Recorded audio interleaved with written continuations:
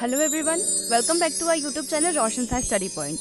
आज मैं आप लोगों को एक्सप्लेन करने वाली हूँ आपकी poem the tale of melon city, जिसके ऑथर हैं विक्रम सेठ। इस पोएम में उन्होंने हमें एक ऐसे किंगडम के बारे में बताया है जहाँ का राजा जो किंग है वो खुद को बहुत ज्यादा जस्ट और प्लीज्ड समझता है। उनका मानना है कि जो राजा है वो उनके जैसा कोई भी न्याय करने वाला हो ही नहीं सकता, उनके जैसा कोई भी शांत नहीं है। वो न्याय प्रिय हैं, लोगों को खुश रखना पसंद करते हैं और जो सही है सही का साथ देते हैं।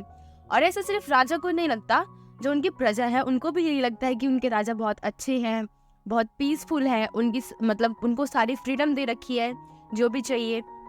तो एक दिन जो राजा होते हैं वो कहते हैं कि उनको एक आर्च चाहिए, बहुत बड़ा आर्च, जहाँ पे वो खड़े हो और जो उनकी किंगडम के लोग हैं उनको वो मोटिवेट कर सके ताकि स्पीच दे सके उनको एक तरीके से। तो उसके लिए वो एक आर्च बोलते हैं बनाने के लिए। तो बहुत सारे काम करने के बाद जो आर्च होता है वो रेडी हो जाता है। तो एक दिन राजा जो होता है वो रेडी हो जाता है आर्च के पास जाने के लिए और लोगों को स्पीच देने के लिए। तो जब राजा वहाँ पहुँचता है अपने बहुत सारे घोड़े हाथी के साथ, तो जैसे ही वो आर्च की गेट को क्रॉस करने वाला होता है तभी जो किंग का क्राउन होता है, जो उसका मुकुट होता है, वो उस आर्च से टकरा जाता है। तो लोगों का मानना ये होता है कि ये जो आर्च से उनका मुकुट टकरा गया है और नीचे गिर गया है तो ये एक तरीके से राजा की इंसल्ट है। तो राजा भी ये सब बातें देखते हैं तो उनको भी लगता है कि हाँ, ये एक तरीके से मेरी इंसल्ट है। तो जो राजा होते हैं वो गुस्सा हो जाते हैं बहुत ज्यादा और सबसे पहले वो बुलाते हैं चीफ बिल्डर को। वो भी इसलिए ताकि उसको फांसी दिया जाए, क्योंकि उनका मानना था कि ये जो इंसल्ट हुआ है वो चीफ बिल्डर की वजह से हुआ है कि उसने ठीक से ये सब काम नहीं किया, जिस वजह से जो मेरा क्राउन है उस आर्च से टकरा गया और नीचे गिर गया और मेरी इंसल्ट हुई।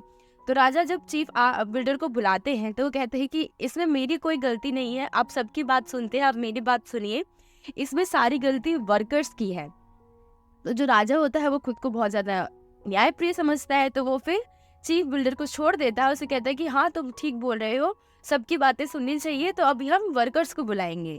तो फिर वर्कर्स को बुलाया जाता है। तो वर्कर्स जो होते हैं वो अपनी सफाई में बोलती है कि ऐसा नहीं है, ये हमारी वजह से नहीं हुआ, हमने तो जो ब्रिक्स हमें बना के दिया गया था उसका यूज किया है, मतलब जिन जिन ईंटों को ऑलरेडी उनको बना के दिया गया था उनका ही यूज किया है। वो ईंटें छोटी थी तो उसमें हमारी कोई गलती नहीं है। तो जो किंग होता है उनको ये लगता है कि हाँ, ये भी ठीक बोल रहे हैं, इनकी भी कोई गलती नहीं है। तो अब वो मैसॉन्स को बुलाएंगे। जब उसको जो कि ब्रिक मेकर था, जिसने ईंटों को बनाया था, तो वो आते हो के वो भी बोलता है, अपनी सफाई में बातें रखता है कि नहीं, ये मेरी गलती नहीं है, ऐसा मैंने नहीं किया, मुझे जैसे आर्किटेक्ट ने बोला था ईंटें बनाने के लिए, मैंने उसी तरीके से ईंटें बनाई है। तो जो राजा होता है उसकी बात भी सुनता है और उसके बाद वो फिर आर्किटेक्ट को बुलाता है। तो जब आर्किटेक्ट आता है तो वो बोलते हैं कि ऐसा नहीं है, मैंने जितनी भी चीजें डिजाइन की थी मैंने ऑलरेडी आपसे डिस्कस कर लिया था। वो किंग को ऐसे बोलता है।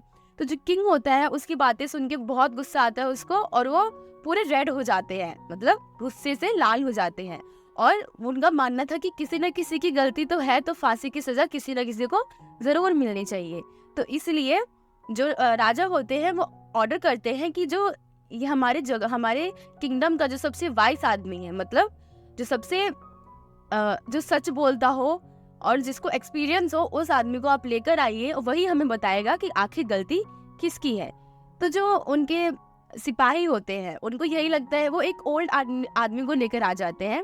तो उनका मानना ये था कि ये जो ओल्ड आदमी है वो काफ़ी एक्सपीरियंस वाला है, वो काफ़ी एजेड है, तो उसको बहुत सारे एक्सपीरियंस होंगे, तो वो सही और गलत का डिसीजन ले पाएगा। जिस वजह से वो एक जो ओल्ड आदमी होता है उसको ले आते हैं। जो ओल्ड आदमी होता है वो ठीक से देख नहीं सकता था, ठीक से बात नहीं कर सकता था, लेकिन उसके बाद भी वो बताता है कि हाँ, इसमें जो गलती है वो किसी की नहीं, वो आर्च की गलती है। तो जो राजा होता है वो कहता है कि हाँ, गलती तो आर्च मतलब वो भी मान लेते हैं कि हाँ, गलती आर्च की है, बट लेकिन जो जनता होती है, जो वहाँ के किंगडम के पीपल होते हैं, वो भड़क जाते हैं कि आखिर अभी तक किसी को सजा क्यों नहीं सुनाई गई है, ये सब इतना टाइम क्यों लगा रहे हैं सजा सुनाने में। तो जो किंग होता है वो बोलता है कि अब जब फांसी का फंदा तैयार कर ही दिया गया है तो किसी ना किसी को तो फांसी पे जाना ही पड़ेगा। तो और उसके लिए ये चाहिए कि जिसकी हाइट और जिसका लेंथ वहां तक पहुंच सके वही फांसी पे अब चढ़ जाएगा।